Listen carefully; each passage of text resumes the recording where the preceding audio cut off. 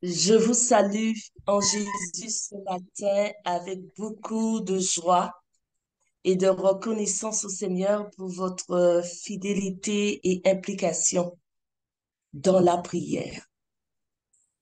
J'aimerais justement que nous prions ensemble maintenant. Père céleste, en cet instant, nous voudrions de ta direction et du contrôle du Saint-Esprit pour imprimer dans notre esprit les vérités que tu as déjà révélées. Concentre-nous, aide-nous à nous concentrer sur ce que nous allons échanger maintenant pour ta sainte gloire. Amen. Juste avant que je n'aborde directement certains éléments du 32e chapitre du livre La tragédie des siècles qui retiennent notre attention, j'aimerais vous dire la chose suivante, que personne ne doit entretenir de l'agitation, du mécontentement ou de la frustration dans son cœur. Nous devons véritablement être vigilants sur ces points. La présence de l'Esprit Saint apporte la paix, l'harmonie et la certitude rassurante que Dieu comble et comblera tous les désirs profonds de nos cœurs. Amen. Ceci étant dit, voyons ce que le Seigneur veut nous révéler à travers ce 32e chapitre. Donc, il est question des pièges de Satan et le voile est levé sur les différents moyens, pièges, stratagèmes que le Satan ou encore l'adversaire de Dieu met en œuvre pour nous discréditer, détourner, nous dérouter, nous faire sortir du chemin, nous détruire. Et son objectif, c'est clairement dit dans ce chapitre. L'objectif de Satan, c'est de retenir les âmes dans les ténèbres et les pénitences jusqu'à ce que le ministère sacerdotal de Jésus prenne fin et qu'il n'y ait plus de sacrifice pour le péché. Et vous savez bien que quand l'activité de Satan ne rencontre pas d'obstacle, quand le monde et l'Église sont indifférents, il est tranquille et il n'a pas peur. Il n'a aucune crainte.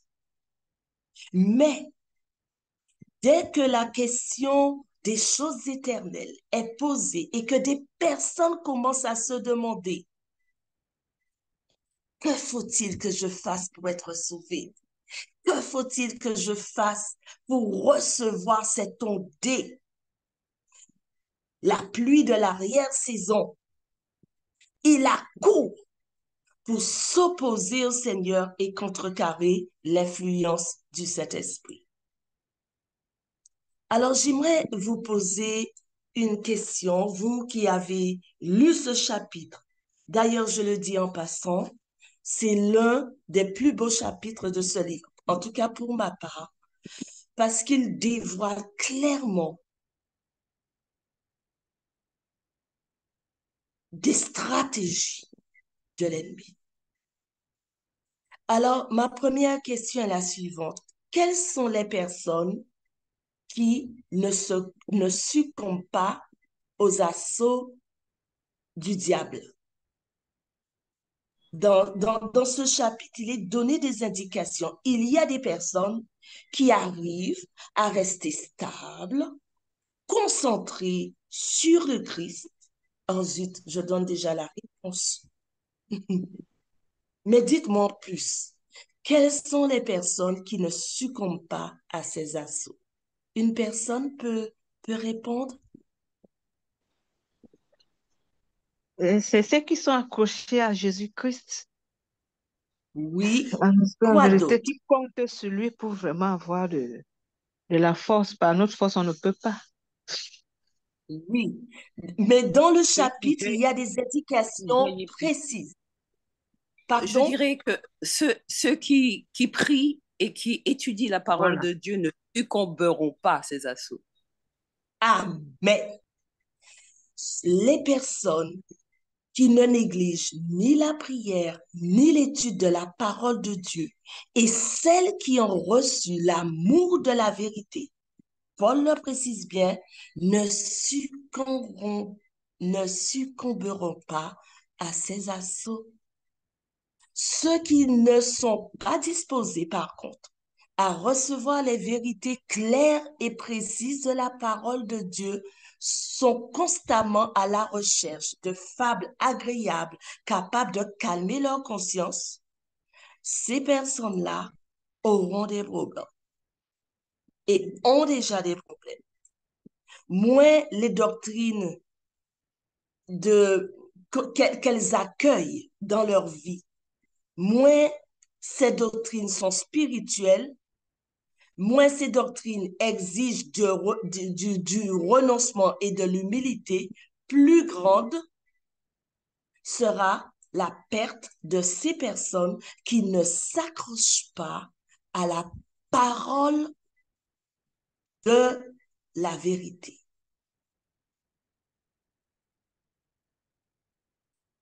Très important à comprendre. Quelle devrait être notre attitude envers les mystères non révélés qui dépassent la compréhension, notre compréhension limitée? Parce que vous savez, beaucoup de croyants aujourd'hui spéculent, spéculent sur des choses qu'elles estiment qui devraient être approfondies, connues de tous, mais sur ces, mais que Dieu a, n'a pas désiré donner des explications. D'où la nécessité pour chacun d'avoir une attitude d'humilité, de prière, afin d'obtenir les lumières d'en haut.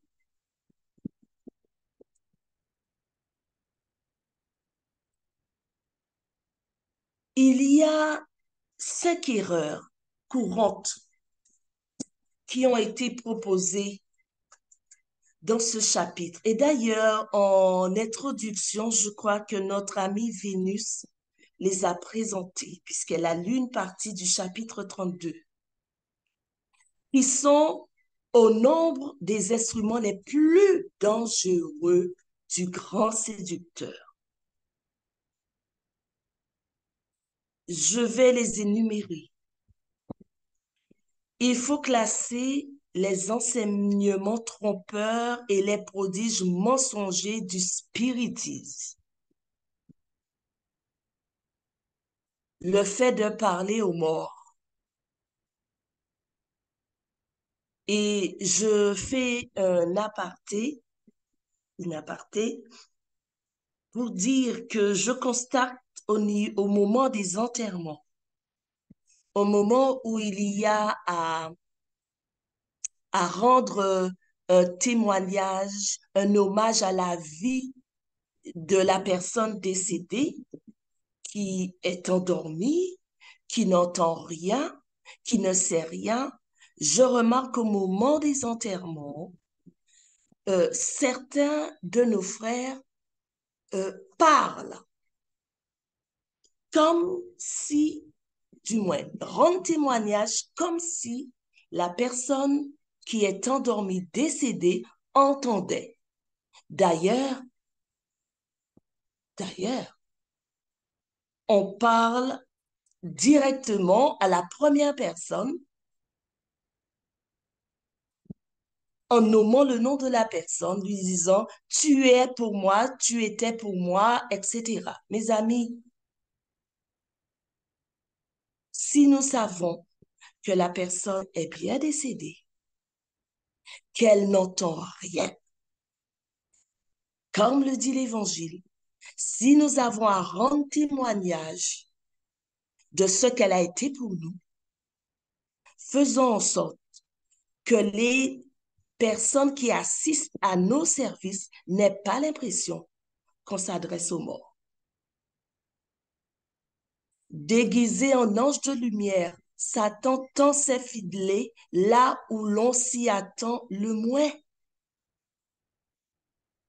Si on voulait étudier le livre de Dieu avec de ferventes prières, on ne serait pas dans l'ignorance en matière de fausses doctrines. Mais dès que l'on rejette la vérité, on devient un terrain fertile pour les aberrations. Et on se dit, ce n'est pas grave. Ça, c'est l'une des premières erreurs. La seconde, qui n'est pas moins dangereuse, c'est celle qui nie la divinité de Jésus-Christ aussi bien que son existence antérieure à son incarnation. Mes amis, cette doctrine ravale la conception qu'on le se fait de l'œuvre de la rédemption, mais elle sape par la base la foi en la Bible comme révélation divine. Il y a une autre erreur subtile et nuisible qui se répand rapidement. C'est celle d'après laquelle Satan ne serait pas un être personnel.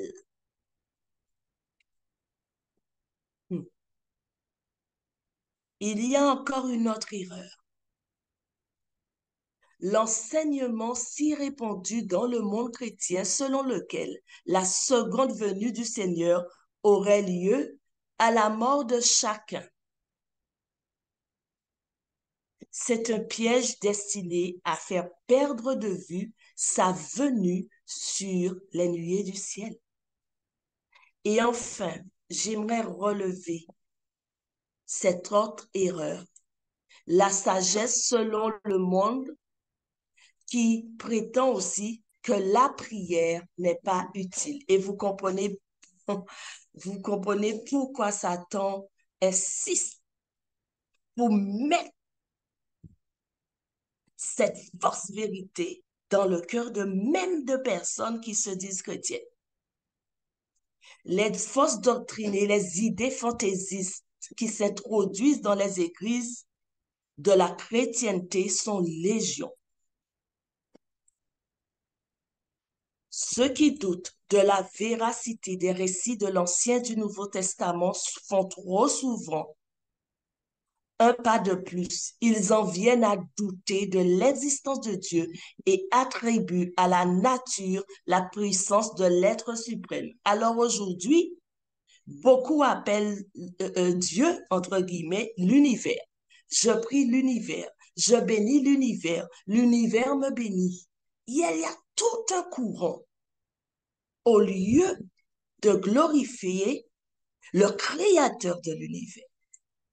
Mes amis, j'aimerais nous rappeler que les disciples du Christ aujourd'hui constituent la cible de cet ennemi diabolique.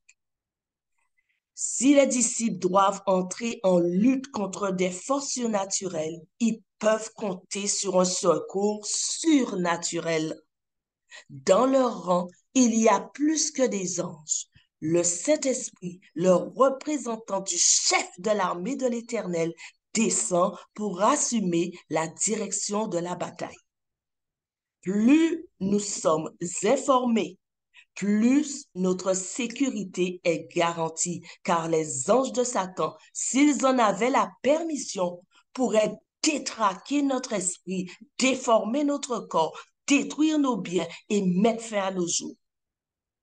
Tant qu'on ignore leur supercherie, ils ont un avantage presque inconcevable. Mais le Seigneur est clair. Dans 1 Pierre 5, verset 8, il nous dit, « Soyez bien éveillés, lucides, car votre ennemi, le diable, rôde comme un lion rugissant, cherchant quelqu'un à dévorer. Mais résistez-lui. résistons-lui. Je vais prier de nouveau. Père éternel, nous te remercions de ce que tu es un Dieu qui porte son peuple.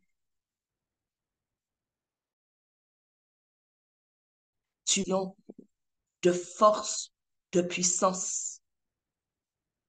Et tu ne nous as pas laissés dans l'ignorance. Donne-nous la force de résister au diable parce que nous nous soumettons à toi. Glorifie ton nom dans nos vies en nous accordant ton Saint-Esprit. Au nom du Christ, nous t'avons prié et pour ta gloire. Amen. Amen. Thank you, Amen. Sister, for leading the time of meditation. We are going to let the room to the next Amen. team. Nous remercions d'avoir participé avec nous et nous remettons à la salle à l'équipe suivante. À très bientôt. Ciao, bye bye.